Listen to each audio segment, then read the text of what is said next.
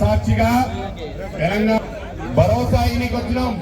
కేసీఆర్ ఆనాడు కూడా కేసీఆర్ ఉన్నాడు కొట్లాడికే, అధికారం ఉన్నా లేకపోయినా తెలంగాణ పక్షాన, తెలంగాణ రైతుల పక్షాన ఉన్నాడు. రైతాంగం తరఫున చెప్పడానికి ఈరోజు చేవల సభకు వచ్చినాం.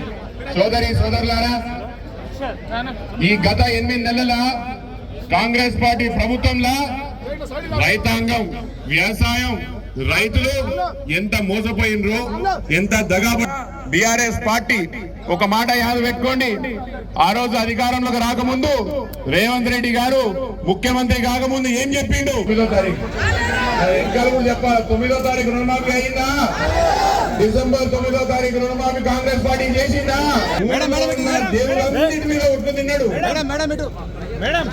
ఒక్కసారి తెలంగాణ తల్లికి పాలాభిషేకం చేస్తున్న అందరూ జై తెలంగాణ, జై తెలంగాణ.